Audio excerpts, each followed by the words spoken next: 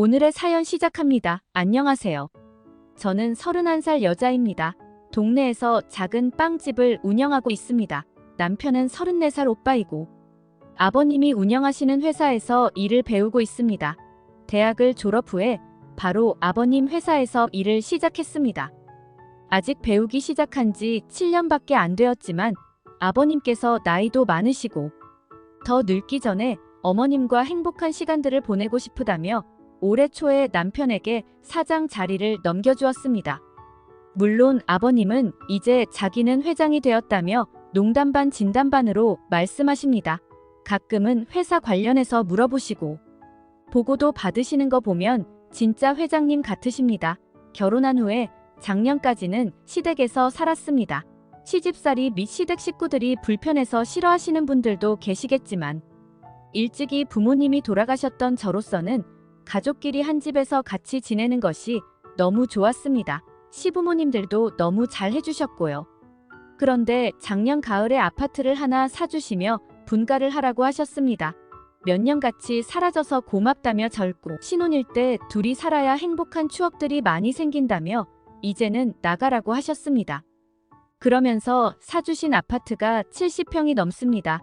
부모님 집방 한 칸에서 살던 저희에게 70평 아파트는 궁궐이나 다름이 없었습니다. 나름 거실과 몇 개의 방을 꾸몄지만 남은 방들은 그냥 비워두었습니다. 나중에 아기가 태어나면 그때 아이들 방으로 만들어주기로 하였습니다. 이렇게 나름 잘 지내고 있었습니다. 얼마 전에 친한 친구에게서 연락이 왔습니다. 다니던 회사가 힘들어지면서 문을 닫았다는 것이었습니다. 그런데 마지막으로 출근하는 날 동료들과 술을 한잔하고 집에 가는데 그날따라 대리운전비가 너무 아깝다는 생각이 들었답니다. 그래서 가깝기도 하고 술도 많이 안 취한 것 같아서 직접 차를 몰고 가다가 교통사고를 낸 것이었습니다. 그러면서 합의금 및 벌금 등을 내느라 살고 있던 원룸, 전세 보증금 빼고 그래도 부족한 돈은 대출을 받았다는 것이었습니다. 대출도 제1금융권에서 받은 것이 아니었습니다. 아무래도 직장이 없다 보니 그렇게 한 것 같았습니다. 그러면서 당분간 지낼 곳이 없다며 저희 집에서 직장 구할 때까지만 지내면 안 되냐고 부탁을 하는 것이었습니다. 집에 남은 방이 있기에 가능은 하지만 저 혼자 결정을 내릴 순 없기에 일단 남편에게 물어보았습니다. 남편은 힘들 때 서로 돕고 지내는 거라며 흔쾌히 동의해 주었습니다. 그날 바로 친구는 저희 집으로 들어오게 되었습니다. 궁궐 같다며 놀래하는 친구에게 저도 아직 적응이 안 된다고 하였습니다. 그렇게 저희 셋은 한 집에서 살게 되었습니다.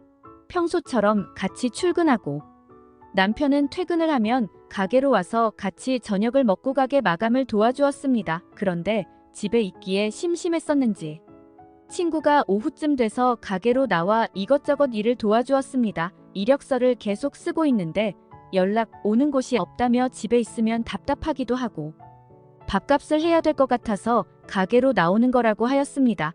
퇴근하고 같이 맥주도 한잔하고 카페에 가서 이야기도 하다 보니 제법 많이 친해지게 되었습니다. 그러다 어느 날 자기 전에 남편 핸드폰을 보게 되었습니다. 이것저것 인터넷으로 살 것들이 있어서 보게 되었는데 비밀번호가 걸려있는 것이었습니다. 원래는 저도 남편도 비밀번호 없이 핸드폰을 사용하기에 조금 의아하게 생각하긴 했지만 남편이 아무래도 폰에 이런저런 자료들이 많아서 분실하면 문제가 생길 것 같아서 비밀번호를 걸었다고 하였습니다. 크게 의심하지 않고 받아서 사용했는데 여자의 촉이라고 해야 하는지 모르겠으나 이것저것 살펴보니 친구와 연락을 주고받는 메신저와 통화 목록이 한가득이었습니다. 게다가 사진첩을 확인해보니 둘이서 호텔을 다녀온 것 같았습니다. 날짜를 보아하니 남편은 출장 간다고 며칠간 집에 안 들어오고 친구는 자기 본가에 다녀온다고 안 들어온 날이었습니다. 둘이 동시에 집에 없어서 허전하다고만 생각했을 뿐 그 둘이서 붙어 먹었을 거라고는 상상도 못했습니다. 답답한 마음에 아는 변호사에게 조언을 구했더니 그 둘이 관계를 가지는 영상 또는 그 현장을 목격해야 증거로서도 이혼 소송에서도 큰 힘이 될 거라고 하였습니다. 집 구석구석에 CCTV를 설치하였고 이제 가게에 둘 다 안 와도 된다고 하였습니다. 저녁 시간에는 알바를 두고 운영할 것이고 그 시간에 저는 필라테스 운동을 다닐 거라고 하였습니다. 즉, 그 둘이 시간을 보낼 수 있게 만들어 주었습니다. CCTV에 찍힌 영상들은 핸드폰을 통해서 실시간을 볼 수도 있었고 녹화본도 볼 수 있었습니다. 그래서 수시로 확인해 보는데 처음 몇 주간은 의심을 하는 것인지 아직 상황을 지켜보는 것인지 모르겠습니다. 큰 특이 사항이 없었습니다. 하지만 시간이 지나면서 의심은 믿음으로 변하기 시작했습니다. 빨래에 나오는 제 운동복들. 저녁 시간에 실제로 일하는 알바생 집에 오자마자 운동해서 힘들다며 일찍 잠까지 잤습니다. 어느 순간부터는 집에서 둘이서 제가 알면 안 되는 은밀한 대화를 하기 시작하더니 간간히 스킨십도 시도하였습니다. 그리고 결국엔 저와 같이 자는 침대에서 그 짓거리를 하는 것이었습니다. 소파에서도 식탁에서도 화장실에서도 정말 바람을 피우고 있었습니다. 아주 혼자 보기 아까울 정도였습니다. 소리 지르고 정말 미친 것들이었습니다. 하나도 빠짐없이 전부 다 저장 및 별도 모아두기 시작했습니다. 이 남자만 바라보고 시집을 와서 남들은 하기 싫다고 하는 시집살이를 결혼하자마자부터 4년을 넘게 하였고 어쩌다 시댁 식구들과 서운한 일이 있어도 말 한마디 안 하고 제가 너무 미련하고 억울했습니다. 이렇게 쉽게 바람이 날 정도의 남자였다는 사실에 그것도 상대가 제 친구랑 났다는 사실에 저는 이혼을 결정할 수밖에 없었습니다. 몇 주 후 주말에 시부모님을 저희 집으로 모셨습니다. 가족 식사하자고 제가 남편 몰래 연락을 드렸습니다. 당연히 친구와 남편은 갑자기 저와 함께 온 부모님의 놀란 얼굴이었습니다. 잠시 자리를 비우겠다며 나간다는 친구를 붙잡았습니다. 같이 준비해서 먹자고 하였습니다. 흔쾌히 시부모님들도 괜찮다며 같이 먹자고 하셨습니다. 그렇게 친구는 집에 있게 되었습니다. 역시나 아무도 의심을 하고 있지 않을 때 TV로 CCTV 영상들을 틀었습니다. 시아버지께서는 남편의 귀싸대기를 때리셨고 시어머니께서는 저한테 아들 교육을 잘못 시켜서 미안하다고 하셨습니다. 친구는 당황해하다가 방에 들어가서 문을 잠그고 안 나오더군요. 여기가 자기 집이라고 착각을 하는 건지 그렇게 하면 그 방문을 못 열 거라고 생각한 것 같습니다. 열쇠로 방문을 열어서 거실로 끌어냈습니다.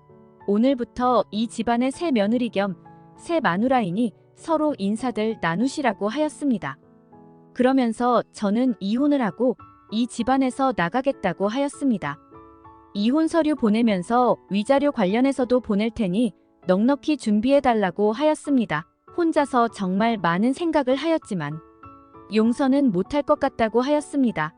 그리고서는 미리 준비해 놓은 캐리어를 들고 그 집에서 나왔습니다. 지금 와서 생각해보면 시부모님 집에서 신혼 살림을 시작하다 보니 짐이 적었고 큰 집에 와서는 너무 허전할 정도로 짐이 없다고 생각했는데 이렇게 집을 나오고 보니 짐이 적은 게 참 좋더군요. 지금은 가게 근처에 집을 얻어서 살고 있습니다. 가끔 가게로 남편 및 시댁 식구들이 찾아오지만 손님으로만 대하고 있습니다. 남편은 다 정리했다며 용서 및 다시 집으로 돌아와 달라고 하였지만 저는 그럴 생각이 없습니다. 또 바람은 안 피운다는 보장도 없고 바람 피는 영상을 잊을 수가 없습니다.